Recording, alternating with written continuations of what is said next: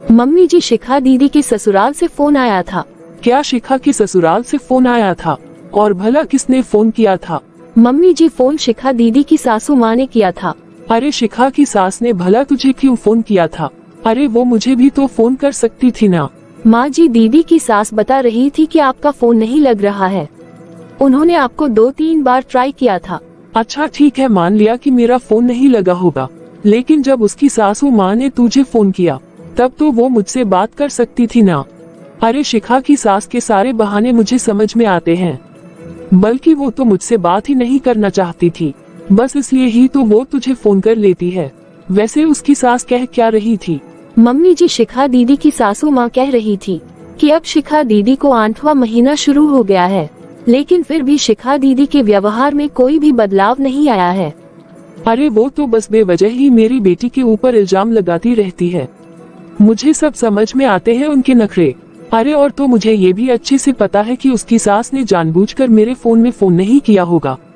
अरे वो तो असल में ना मुझे बुरा महसूस कराना चाहती थी कि जब वो मुझे फोन नहीं करेगी तो मुझे बुरा लगेगा, बस यही चाहती थी उसकी सास। नहीं मम्मी जी, उन्होंने आपको फोन लगाने की कोशिश की थी। अच्छा, तो तुम्हें यहाँ घर बैठे ही सब कुछ पता चल गया कि उसकी सास ने कोशिश की थी या नहीं? बहू, तू ना ये बात में शिखा की सास की तरफदारी करना छोड़ दे। और उसकी सास मेरी बेटी के व्यवहार में भला ऐसा कौन सा बदलाव चाहती है? अरे मेरी बेटी अपने मायके में कितना नाज और नखरे से पली बड़ी है, अब वो थोड़ा बहुत तो नखरे वहाँ पर भी दिखाएगी ही ना, और उन लोगों को उसके नखरे उठाने भी चाहिए। आखिर वो गर्भवती जो है। अरे शिखा की सास को तो ना शिखा का धन्यवाद करना चाहिए जो वो 1 साल में ही उन्हें दादी बनने का सुख दे रही है, वरना हमारे घर में ही देख लो। अरे भाई, 4 साल हो गए हैं मेरे बेटे की शादी को, और अभी तक दादी बनने के लिए ये दादी शब्द सुनने के लिए मेरे कान तरस गए हैं। मम्मी जी, आप हमेशा ही शिखा दीदी के ससुराल वालों की बातों का गलत मतलब क्यों निकालती हैं? और मम्मी जी, आप हमेशा ही शिखा दीदी की गलत बातों को सही साबित करने में लगी रहती है।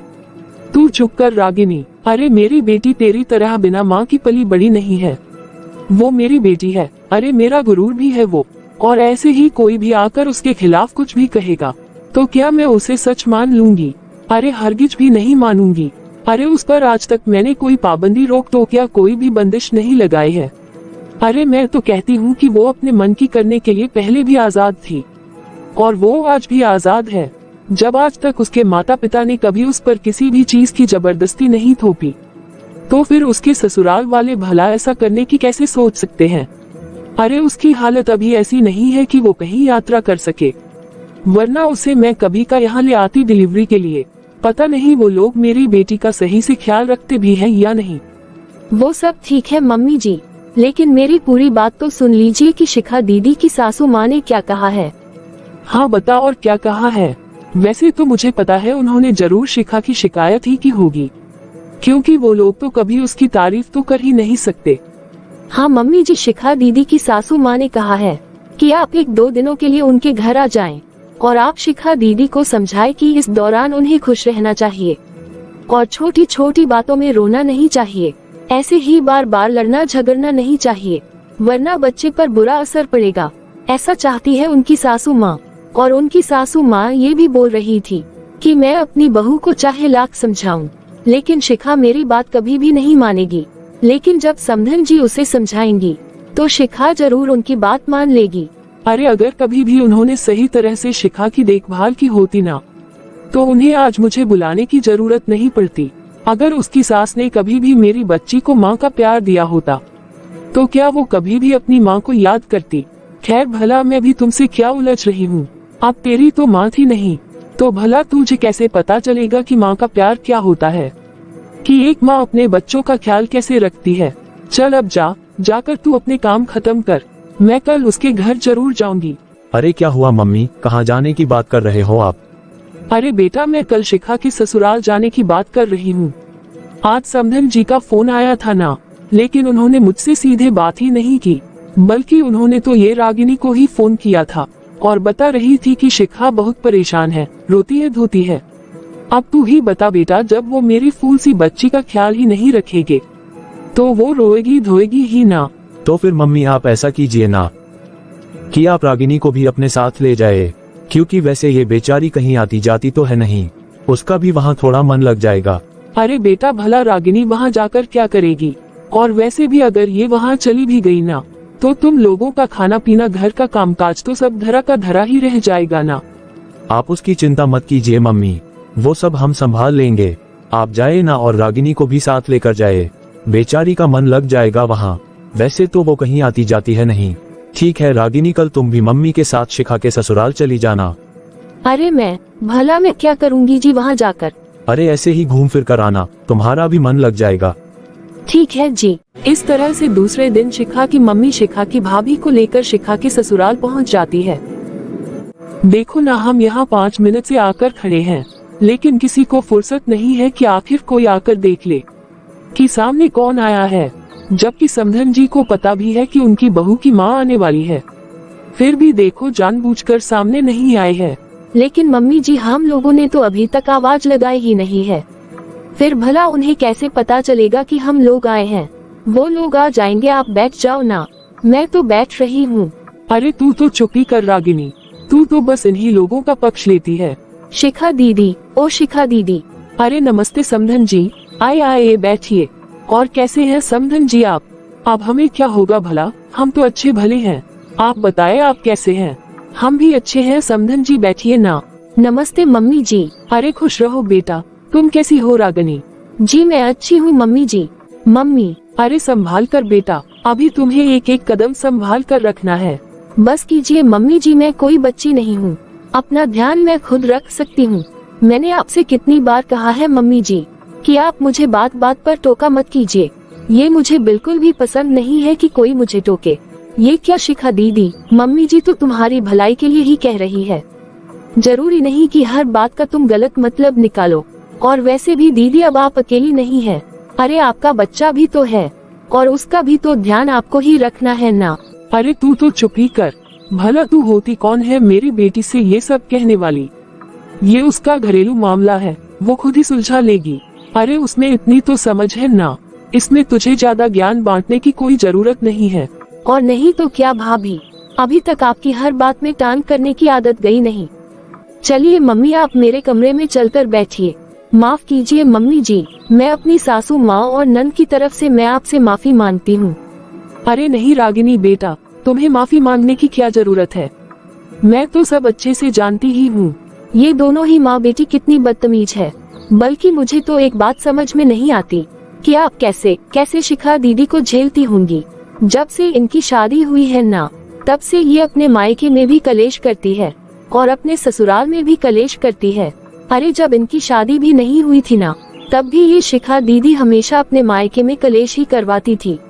अरे अब मैं क्या बताऊं बेटा, शिखा तो किसी की भी परवाह ही नहीं करती। अरे जब मन करे तब सो जाती है, जब मन करे तब उठ जाती है, और बिना किसी को कुछ बताए जहाँ मन किया चली गई।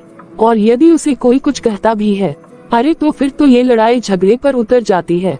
तो अब क्या बताऊं मम्मी जी, मैंने तो कितनी ही बार अपनी सासू माँ से ये सारी बातें कही हैं, लेकिन वो तो उल्टा शिखा दीदी को डांटना छोड़कर आप लोगों को ही बुरा भला कहने लगती है। अब और क्या बताऊं रागिनी बेटा, हम लोग तो हर संभव प्रयास करते हैं कि शिखा हमेशा खुश रहे, ताकि उसका आने वाला बच्चा भी स्वस्थ रहे, लेकिन पता नहीं हम कुछ भी कर ले, वो कभी खुश नहीं होती और हर बात पर बस लड़ने को तैयार रहती है। उसके अच्छे के लिए भी हम उसे 2 शब्द नहीं कह सकते। और ये सारी बातें हमने जब भी समधन जी को बताई है, तो समधन जी ने कभी शिखा को 2 बार भी चिल्लाया नहीं है। उल्टा वो तो हमें ही सुना देती है कि आप लोग ही शिखा को खुश नहीं रख सकते। अगर हम शिखा को खुश रखते तो वो मुझसे शिकायत क्यों करती? यही कारण है बेटा रागिनी कि अब हमने समधन जी से कुछ कहना ही छोड़ दिया है, और बस इसलिए ही तो आज मैं उन्हें यहाँ बुलाई हूँ, ताकि वो सामने से अपनी बेटी को कुछ समझा सके, ताकि उसके आने वाला बच्चा स्वस्थ रहे। मम्मी जी, आप लोगों ने कुछ कहना छोड़ दिया है ना, यही तो कारण है कि ये माँ बेटी की हिम्मत और बढ़ गई है, और इसीलिए ही तो शिखा दीदी भी दिन पर दिन और बदतमीज होते जा रही है। मम्मी जी, मैं आप लोगों की स्थिति को अच्छे से समझ सकती हूँ कि आप लोगों के ऊपर क्या बीतती होगी। अरे मैं इन सब चीजों का विरोध भी करने की कोशिश करती हूँ, तो मम्मी जी मुझे अनाथ कहकर चुप करा देती है। अरे मैंने कई बार इन्हें भी ये सारी बात बताने की कोशिश की है, लेकिन ये हमेशा ये कहकर मुझे चुप करा देते हैं कि तुम औरतों के बीच में मुझे मत घसीटो। कहते हैं कि मैं दिन भर बाहर की टेंशन में रहता हूँ और घर आकर मैं चैन की सांस लेना चाहता हूँ। इसलिए मम्मी जी मैं आज तक इनसे भी कभी पूरी बात नहीं बता पाई हूँ। समधन जी, मुझे आपसे बात करनी है। हाँ जी आइए समधन जी, बैठिए ना। देखिए समधन जी, मैं तो अपनी बेटी को डिलीवरी के लिए उसके मायके लेकर जाऊंगी। ये आप कैसी बात कर रहे हैं समधन जी? अरे उसका 8वां महीना शुरू हो गया है। अब इस दौरान सफर करना उसकी सेहत के लिए अच्छा नहीं है। अरे समधन जी, आप हम पर भरोसा रखिए, हम बहुत अच्छे से उसकी देखभाल करेंगे। हाँ हाँ समधन जी, वो तो मैं अच्छे से देख रही हूँ कि आप लोगों ने कितने अच्छे से मेरी बेटी की देखभाल की है। अरे बेचारी के आंसू ही नहीं थम रहे हैं। अरे ऐसे कंडीशन में तो मेरी बच्ची को हंसना चाहिए और घूमना फिरना चाहिए, अच्छा अच्छा खाना खाना चाहिए, लेकिन वो तो यहाँ 24 घंटे बस रोते ही रहती है। और ऐसा है समधन जी कि मुझे मेरी बेटी के मामले में ना अब किसी पर भी कोई भी भरोसा नहीं रह गया है। इसलिए मैं तो उसे कल अपने साथ लेकर ही जाऊंगी। लेकिन समधन जी, एक बार विकास और उसके पापा से तो बात कर लीजिए। वो भी नहीं चाहते कि शिखा अपने मायके जाए। अरे उनके चाहने या ना चाहने से क्या होता है समधन जी? वो मेरी बेटी है और उस पर मेरा पूरा अधिकार है और मैं उसे लेकर ही जाऊंगी और अच्छे से अपने सामने ही उसकी सेवा करूंगी। अरे भाई, अगर कल को कोई ऊंच नीच हो गई तो मेरी तो एक ही बेटी है। मैं तो हाथ पर हाथ धर के बस बैठे ही रह जाऊंगी। ये आप कैसी बात कर रही है समधन जी? अरे मैं मानती हूँ कि शिखा आपकी बेटी है, लेकिन आप ये बात भी मत भूलिए कि अब शिखा इस घर की बहू है और अब वो इस परिवार को वारिस भी देने वाली है। अरे हमें भी उसकी बहुत चिंता है, बल्कि हम तो हर संभव प्रयास करते हैं कि वो हमेशा ही खुश रहे। अब रहने दीजिए समधन जी, अगर आप लोगों ने कोशिश की होती ना तो आज उसके इस तरह से आंसू नहीं बह रहे होते। इसलिए मैं तो उसे कल अपने साथ लेकर ही जाऊंगी, अब चाहे आपको अच्छा लगे या बुरा। ठीक है समधन जी, ये आ जाते हैं शाम को तो मैं उनसे बात कर लेती हूँ। ठीक है, आप बात कर लेना। वैसे आपको मैं बात कह देती हूँ कि मैं उनके हाँ या ना का इंतजार नहीं करूँगी। अगर समधी जी नहीं भी कहेंगे तो मैं अपनी बेटी को लेकर ही जाऊंगी। इस तरह से शिखा की मम्मी बहुत आवेश में आ जाती है कि वो अपनी बेटी को अपने साथ लेकर जाना चाहती है और वो डिलीवरी भी उसके मायके में ही करवाना चाहती है। प्लीज शिखा, तुम मम्मी जी से कह दो ना कि तुम्हें उनके साथ नहीं जाना है मायके। अरे मैं क्यों कहूँ कि नहीं जाना चाहती? मैं तो अपनी मम्मी के साथ जाना चाहती हूँ, क्योंकि वैसे भी यहाँ मैं आजाद नहीं हूँ। हर चीज के लिए मुझ पर पाबंदियाँ लगाई जाती है, हर चीज में रोक टोक की जाती है, इसलिए मैं तो अपने मायके जरूर जाऊंगी। शिखा, तुम हमारी बातों का क्यों गलत मतलब निकालती हो? हम तो सिर्फ तुम्हारी भलाई के लिए तुम्हें रोकते टोकते हैं ना। रहने दीजिए, मैं कोई दूध पीती बच्ची नहीं हूँ जो मैं आप लोगों की भलाई का मतलब नहीं समझती। ये तो आप लोगों का भलाई का तो सिर्फ बहाना है जी, वरना मैं खूब समझती हूँ कि आप लोग मुझे इस घर में अपने हिसाब से रखना चाहते हैं, जो कि मैं ऐसा कभी भी होने नहीं दूंगी। मैं अभी भाभी जी को बुलाता हूँ, भाभी जी ही तुम्हें कुछ समझा पाएगी शायद। भाभी जी, भाभी जी। हाँ भैया। प्लीज भाभी जी, आप ही शिखा को कुछ समझाए ना, ये मान ही नहीं रही है मेरी बात। हाँ शिखा, सब लोग तुम्हारी भलाई के लिए तो कह रहे हैं ना कि इस दौरान तुम्हें बिल्कुल भी सफर नहीं करना चाहिए और अपने ससुराल वालों पर भरोसा रखना चाहिए, क्योंकि वैसे भी तुम्हारी जिंदगी तो तुम्हारे ससुराल में ही है ना। हाँ भाभी, आपकी तो मंशा मैं खूब समझती हूँ। आप तो चाहते ही नहीं हो कि आपकी नंद अपने मायके में आए। आप तो हमेशा से यही चाहती हो कि मैं अपने मायके कभी ना ही आऊँ। पता नहीं शिखा दीदी, आप हर बात का क्यों गलत मतलब निकाल लेती हो। आप कभी तो बातों को सही तरीके से समझा कीजिए ना। रहने दीजिए भाभी, मुझे समझाने की कोई जरूरत नहीं है और अभी मेरी चिंता करने के लिए मेरी माँ जिंदा है ना, इसलिए आपको मेरी माँ बनने की कोई जरूरत नहीं है।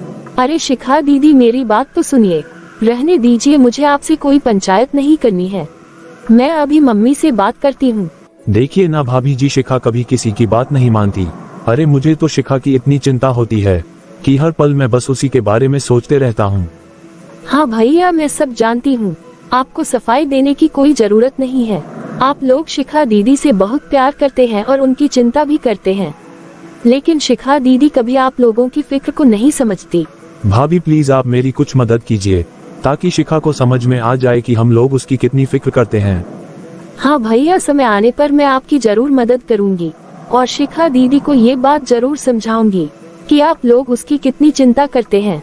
इस तरह से शिखा की मम्मी शिखा के ससुराल वालों के लाख मना करने के बावजूद भी शिखा को अपने साथ लेकर घर वापस आ जाती है। अरे मम्मी पापा, आप अभी तक परेशान बैठे हैं। क्या बताऊं बेटा, हमने शिखा को हमेशा ही अपनी बेटी की तरह चाहा, लेकिन उसने कभी भी मुझे अपनी माँ नहीं समझा।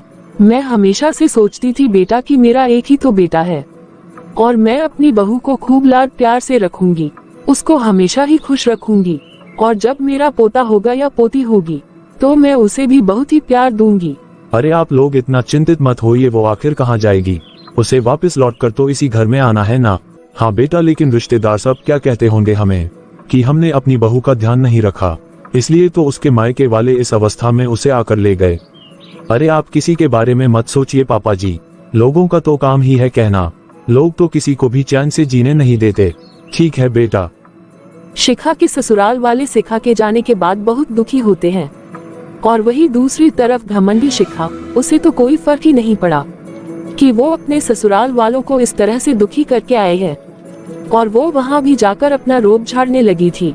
शिखा बेटा, अगर तुम्हारा मन कुछ खाने पीने का करता हो तो अपनी भाभी से कहकर बनवा लेना बेटा।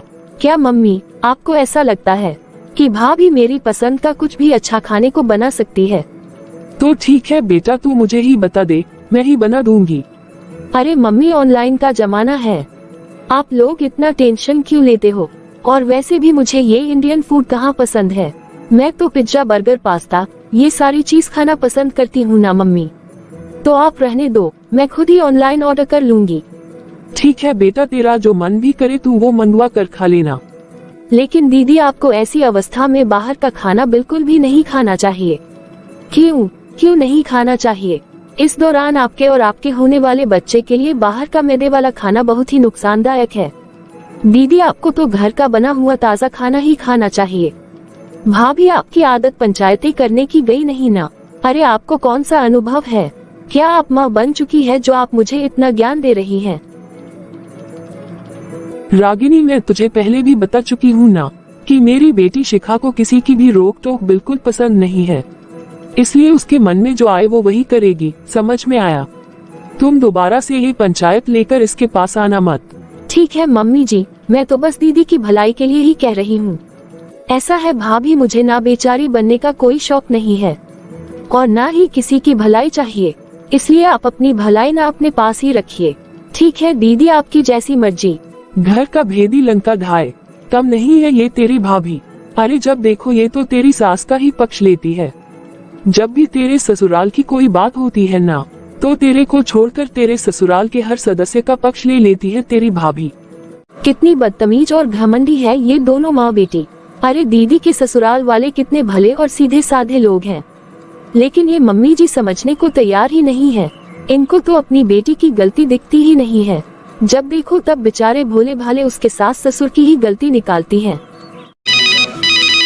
अरे ये तो शिखा दीदी के ससुराल से फोन आ रहा है। हेलो, हाँ नमस्ते भैया। सॉरी दीदी, मैं अपने मैटर में आपको परेशान कर रहा हूँ, लेकिन देखिए ना, ये शिखा को ये कल से मेरा फोन ही नहीं उठा रही है। अरे कब तक नहीं उठाएगी भैया, बस 1-2 दिनों की बात है, फिर देखना दीदी खुद से ही आपको फोन लगाएगी। दीदी, यहाँ मम्मी पापा बहुत परेशान हो रहे हैं, उन्होंने कल से खाना भी नहीं खाया है। आप चिंता मत कीजिए भैया, सब कुछ ठीक हो जाएगा। मैं हूँ ना, मैं आप लोगों की पूरी मदद करूँगी। मैं आपसे सच कहता हूँ दीदी, हम लोगों ने कभी भी शिखा को किसी भी तरह की कोई तकलीफ नहीं दी है। हमेशा उसने अपनी मनमानी ही की है, और मम्मी ने तो उसे रोकना टोकना भी छोड़ दिया था। बस मम्मी यही चाहती थी कि शिखा हर हाल में अपने ससुराल में खुश रहे, लेकिन पता नहीं क्यों शिखा कभी खुश नहीं रह पाई दीदी। हाँ भैया, मैं सब कुछ अच्छे से जानती हूँ, आप लोगों की कोई गलती नहीं है। अरे शिखा दीदी का व्यवहार ही ऐसा है, वो कभी किसी और से खुश होती ही नहीं है। मैं तो कहती हूँ भैया, शिखा दीदी को ना सबक सिखाना बहुत जरूरी हो गया है। लेकिन कैसे दीदी? कुछ तो सोचना ही पड़ेगा भैया, और इसमें ना मम्मी जी का पूरा हाथ है। मम्मी जी की वजह से ही शिखा दीदी इतनी घमंडी होते जा रही है, और साथ में इतनी बदतमीज भी। मैं तो अपने आप को जैसे तैसे समझा लेता हूँ दीदी, लेकिन मम्मी पापा को तो हर समय बस शिखा की ही चिंता लगी रहती है, और आने वाले बच्चे की भी। भैया, मैं आप लोगों को अच्छे से जानती हूँ, इसमें आप लोगों की कोई गलती नहीं है। और आप लोग चिंता मत कीजिए, देखना कुछ दिनों में सब कुछ ठीक हो जाएगा। ठीक है दीदी, बस आप शिखा से कहिए कि एक बार वो मेरा फोन उठा ले। हाँ भैया, मैं अभी जाकर कहती हूँ दीदी से। ठीक है दीदी। ठीक है भैया, आपको जब भी कोई बात करनी हो या कुछ पूछना हो तो आप मुझे फोन कर सकते हैं। थैंक यू वेरी मच दीदी। सच में ये तो बहुत ही बदतमीज है। बेचारे सीधे साधे भोले भाले लोगों को कितना परेशान कर रही है ये दोनों माँ बेटी। मुझे कुछ तो ऐसा करना ही पड़ेगा जिससे मैं इन दोनों को सबक सिखा सकूं। लेकिन अभी तो जाकर कहती हूँ शिखा दीदी से कि वो अपने ससुराल वालों से बात कर ले। रागिनी पूरी कोशिश करती है कि शिखा अपने ससुराल वापस लौट जाए और वो भोले भाले लोगों को परेशान ना करें। दीदी, आप भैया का फोन क्यों नहीं उठा रही है? बात कर लीजिए ना भैया से। आपको पता भी है कि आपके ससुराल वाले कितना परेशान हो रहे हैं। अरे फिर आ गई तुम उनकी वकालत करने। नहीं मम्मी जी, एक बार दीदी को बात कर लेनी चाहिए ना। आखिर रहना तो उन्हें अपने ससुराल में ही है ना। अरे तू कौन होती हो रागिनी ये फैसला करने वाली कि मेरी बेटी अपने ससुराल में रहेगी या अपने मायके में? अरे शिखा के माँ बाप अभी जिंदा है और उसे जीवन भर अपने साथ रख सकते हैं, तो इसलिए तू दोबारा ना ये बात मत कहना कि उसे अपने ससुराल में ही रहना है। अरे तू अपनी तुलना क्या मेरी बेटी से कर रही है? अब तुम्हारे मायके में तो तुम्हें कोई पालने वाला बैठा नहीं है, इसलिए तुम्हें तुम्हारा पेट ही तो भरना है, तो तुम्हें तो ससुराल में ही रहना पड़ेगा ना। मम्मी जी, मैं तो हमेशा शिखा दीदी की भलाई ही चाहती हूँ ना। आप हमेशा ही ये देकर मेरे मायके तक क्यों पहुँच जाते हो? मैंने तुमसे कितनी बार कहा है रागिनी कि तुम्हें शिखा की भलाई या बुराई सोचने की कोई जरूरत नहीं है। मैं हूँ ना उसकी भलाई और बुराई सब सोचने के लिए, इसलिए तुम जाकर अपना काम करो, इसी में तुम्हारी भलाई है। समझ में आया तुम्हें?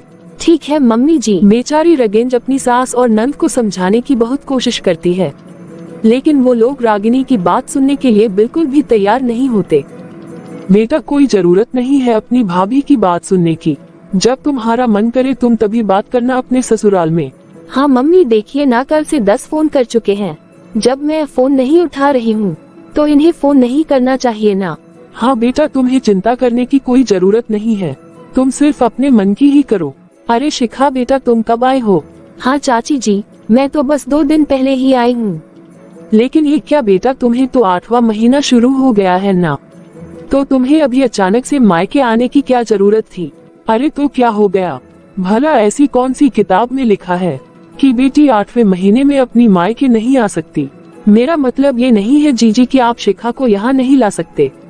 अब हम लोगों के जमाने में 8वें महीने में सफर नहीं करते थे ना, बस इसलिए ही कह दिया मैंने। अरे आइए बैठिए चाची जी, बड़े दिनों बाद आए हो आप। अरे नहीं बेटा, हमारी विनु बता रही थी कि एक्स शिखा दीदी आई है, तो मुझे यकीन नहीं हुआ, तो बस इसलिए मैं देखने आई थी। कैसी है शिखा बेटा तू?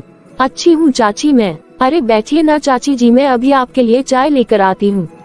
अरे नहीं बेटा, मैं तो अभी चाय पीकर आई हूँ, अभी तो मैं जाती हूँ, फिर बाद में आऊंगी। ठीक है चाची जी, फिर आइएगा आप। मम्मी, ये चाची की ताक झाक करने की आदत अभी तक गई नहीं क्या? अरे किसके घर कौन आया है, कौन कहाँ गया है, ये चाची बस हमेशा यही करते रहती है। ये क्या शिखा दीदी, आप चाची जी के लिए ऐसा क्यों बोल रहे हो? अब कोई भी हो, जब पता चलता है कि बेटी मायके आई हुई है तो वो हालचाल पूछने तो आ ही जाते हैं ना। देखा ना एक शिखा तूने, ये है तेरी भाभी, ये अपने अड़ोस पड़ोस दूर दराज तक सभी रिश्तेदारों का पक्ष ले लेगी, लेकिन कभी हम लोगों का पक्ष नहीं लेगी। इसे सारी दुनिया अच्छी लगती है, बस हम दोनों माँ बेटी इसे रत्ती भर नहीं भाते हैं। ये क्या बात हुई मम्मी जी? आप हमेशा सबकी बातों का बस गलत ही मतलब निकाल लेते हैं। देखो रागिनी, तुम्हें ना मुझे कुछ समझाने की जरूरत नहीं है, मुझे सब अच्छे से समझ में आता है कि किसके मन में क्या है और किसके दिल में क्या है। अरे मैं ही पागल हूँ मम्मी जी, जो बार बार बस आप लोगों को समझाने की कोशिश करती हूँ, जबकि मुझे पता है कि आप हमेशा ही बार बार मेरा अपमान ही करेंगे। जब आपको सारी बातें पता ही है भाभी, तो फिर आप बार बार पंचायतें करने क्यों आ जाती हो? दीदी, अभी आपको ना ही कुछ समझ में आ रहा है और ना ही कुछ दिखाई दे रहा है, लेकिन आप चिंता मत कीजिए, धीरे धीरे आपको भी सब समझ में आ जाएगा कि मैं जो भी बोलती थी वो हमेशा सिर्फ और सिर्फ आपकी भलाई के लिए ही बोलती थी। आप अपना भला सोचिए भाभी, मेरा क्यों सोचती है? मैं अपना भला बुरा खुद ही देख लूंगी, आप जाए अपना काम कीजिए। इस तरह से रागिनी अपनी सास और नंद को समझाने की हर वो कोशिश कर लेती है, लेकिन उसे अब समझ में आ गया था कि उसकी नंद और सास इस तरीके से तो उसकी बात कभी नहीं समझेगी। फिर कुछ दिन बाद, बेटा आज शाम को डॉक्टर के पास चलना है चेकअप के लिए।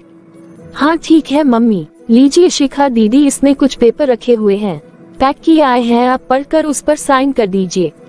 क्या है ये, क्या लिखा है इस पेपर पे? अब दीदी मैं आपकी नौकर तो हूँ नहीं जो आपको पढ़कर बताऊंगी, आप खुद ही पढ़ लीजिए ना कि इसमें क्या लिखा है। रागिनी तुम्हारी हिम्मत कैसे हुई मेरी बेटी से इस तरह से बात करने की? हाँ तो जो नंद अपना ससुराल छोड़कर अपने मायके में हमेशा के लिए रहने आ जाए तो उससे और किस तरह से बात करूँ मैं? मम्मी जी, भाभी ये आप क्या बोल रहे हो? मैं कोई हमेशा के लिए यहाँ बसने नहीं आई हूँ, मैं तो सिर्फ अपनी डिलीवरी तक यहाँ रहने आई हूँ। अच्छा तो फिर जरा ये पेपर खोल कर पढ़ तो लो कि इन पेपर्स में क्या लिखा है, फिर तुम्हें खुद ही पता चल जाएगा। और हाँ मम्मी जी, दीदी और आने वाले बच्चे का जो भी खर्च होगा वो सब तो आपको ही उठाना पड़ेगा। अब इनकी सैलरी तो इतनी ज्यादा है नहीं कि हम अपना भी परिवार पाल ले और दीदी लोगों का भी खर्चा उठा ले। अरे अरे जरा देख तो बेटा, पढ़कर क्या लिखा है इस पेपर में। हे भगवान, मैंने तो कभी ऐसा सोचा भी नहीं था कि मेरे ससुराल वाले मेरे साथ ऐसा कर सकते हैं। अरे मुझे भी बता बेटा कि इसमें क्या लिखा है और तू रो क्यों रही है? अरे दीदी अब भला इसमें रोने वाली क्या बात है, ये तो एक ना एक दिन होना ही था। अरे आपको तो खुश होना चाहिए ना दीदी, अब आज के बाद से आपको किसी की बात सुननी नहीं पड़ेगी। तू मुझे बता बेटा क्या लिखा है इसमें। मम्मी ये तो तलाक के कागजात है, इन्होंने मुझे तलाक के पेपर भेजे हैं। मेरी एक बात सुन लीजिए शिखा दीदी, अब मैं ज्यादा दिनों तक आपकी सेवा नहीं कर सकती हूँ और न ही मैं अपने पति को आप पर रुपए खर्च करने दे सकती हूँ। पहले से ही तो हम लोग कितने कर्जे में डूबे हुए हैं, लेकिन दीदी मैं इतनी निर्दय तो भी नहीं हो सकती हूँ ना।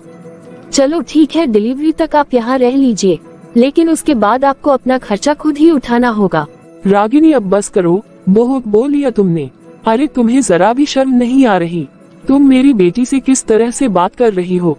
अरे मेरा बेटा सिर्फ तुम्हारा पति नहीं बल्कि वो इसका भाई भी है। अरे क्या हो गया मम्मी, सुबह सुबह किस बात की बहस छिड़ी है यहाँ? अच्छा हुआ बेटा जो तुम यहाँ आ गए। एक बात बताओ मुझे, क्या तुम्हारी बहन तुम पर बोझ है? आप ये सब क्या बोल रहे हो मम्मी? अरे तुम्हारी पत्नी कह रही है कि वो अब तुम्हें तुम्हारी बहन के ऊपर 1 रुपये भी खर्च नहीं करने देगी। अरे ये कहती है कि तुम पर पहले से ही बहुत सारा कर्ज है। ये सब आप लोग क्या बात कर रहे हो? मम्मी वैसे भी शिखा यहाँ है ही कितने दिन, आखिर डिलीवरी के बाद तो वो अपने ससुराल ही चली जाएगी ना। आप बताए ना मम्मी जी, बताए अपने बेटे को कि डिलीवरी के बाद आपकी बच्ची अपने ससुराल जाएगी या नहीं। चलो आप नहीं बता रही है तो मैं ही बता देती हूँ। सुनिए जी, ऐसा है कि अब विवेक भैया हमारी प्यारी बहन को तलाक देना चाहते हैं। क्या? अरे ये क्या बोल रही हो रागिनी तुम? हाँ जी, अभी अभी तलाक का नोटिस आया है। अब आप ही बताए ना कि हम पर तो पहले से ही इतना कर्ज है, तो क्या आप पूरे जीवन भर अपनी बहन और उसके होने वाले बच्चे को बिठाकर यही रख सकते हैं और उनका खर्चा उठा सकते हैं? बता दे बेटा इसे तू कि तू अपनी बहन से कितना प्यार करता है। मम्मी मानता हूँ कि मैं शिखा से बहुत प्यार करता हूँ, वो मेरी छोटी बहन है, लेकिन रागिनी भी बिल्कुल सही कह रही है मम्मी, हम पर तो पहले से बहुत कर्ज है, ले देकर तो जैसे तैसे हम अपना गुजारा कर पाते हैं, और उसके बाद और खर्चा। मम्मी ये खर्चा तो शायद मैं नहीं उठा पाऊंगा। मैं सब समझ गई हूँ बेटा, इसी ने तुझे भड़काया है ना। अरे ये बहू है ना तो सिर्फ और सिर्फ कलेश ही कर सकती है, ये कुछ अच्छा तो कभी कर ही नहीं सकती। अरे रिश्ता तोड़ना तो कोई इससे ही सीखे। हाँ मम्मी जी, मैं यही तो कह रही हूँ, आपकी भी तो बेटी किसी के घर की बहू है ना, वो क्यों अपने ससुराल में कलेश करती है? बंद कीजिए आप लोग ये बहस। मम्मी मैं अपने ससुराल वालों से माफी मांग लूंगी, मुझे तुम बस मेरे ससुराल में ही रहना है। ये हुई ना बात दीदी, आज आपने अपनी घमंड की पट्टी अपनी आंखों से हटा दी है। तू क्यों चिंता करती है बेटा, मैं हूँ ना, मैं उठाऊंगी ना तेरे खर्चे। बस कीजिए मम्मी, आप आज है कल नहीं, और मेरा जीवन तो मेरे ससुराल में ही होगा ना। मैं क्या अपने भैया भाभी के ऊपर बोझ बनकर बैठी रहूंगी? मैं अभी इन्हें फोन लगाकर इनसे माफी मांग लेती हूँ। मम्मी जी, दीदी को तो सब कुछ समझ में आ गया है, लेकिन मम्मी जी पर आप क्यों नहीं समझ रही है? बताए आप कब तक दीदी के साथ रहेंगी? हाँ बहू, मुझे भी पहली बार ऐसा लग रहा है कि तुम सही बोल रही हो। अब मेरी तो उम्र हो चली है, मेरा क्या है, मैं आज हूँ कल नहीं। हाँ बेटा, बात कर ले तू अपने ससुराल वालों से और दामाद जी से माफी मांग ले। दीदी फोन लगाने की कोई जरूरत नहीं है, भैया तो बस बाहर ही खड़े हैं। क्या सच में भाभी ये बाहर खड़े हैं? हाँ दीदी, भैया बाहर ही हैं। मैं अभी जाकर उनसे माफी मांग लेती हूँ भाभी। अरे शिखा दीदी, मेरी बात तो सुनिए। नहीं भाभी, अभी तो बस मुझे इनसे माफी मांगनी है। वो तो अच्छा हुआ मम्मी जी कि दीदी को आज सीधे सीधे बात समझ में आ गई, वरना दीदी आपकी बात मानकर बैठी ही रहती ना, तो उनकी घर गृहस्थी सब कुछ बिखर गई होती। मैं मानती हूँ मम्मी जी, मैं तो बिन माँ की बेटी हूँ। मुझे अच्छे संस्कार या शिक्षा देने वाला कोई नहीं था, लेकिन आप तो शिखा दीदी की माँ है ना, तो आप उन्हें अच्छे संस्कार और अच्छी शिक्षा दीजिए। हाँ बेटा, तू सही कह रही है। तू मुझे माफ कर दो बेटा, मैंने कभी तुम्हारी बात नहीं मानी। मैं भी जाकर दामाद जी से माफी मांग लेती हूँ। थैंक यू वेरी मच जी, ये सब नाटक में मेरा साथ देने के लिए। थैंक यू तो मुझे करना चाहिए रागिनी। यदि आज तुमने समझदारी से काम नहीं लिया होता तो मेरी बहन का घर बिखर गया होता। देखा दोस्तों, आज हम दोनों की सूझबूझ से हमने अपनी नंद का घर बिखरने से बचा लिया। तो बताइए दोस्तों, आज की हमारी कहानी आपको कैसी लगी? और इसी तरह की मोरल स्टोरी देखते रहने के लिए वीडियो को लाइक, शेयर और प्लीज हमारे चैनल पीकबू हिंदी कहानियाँ को सब्सक्राइब करें।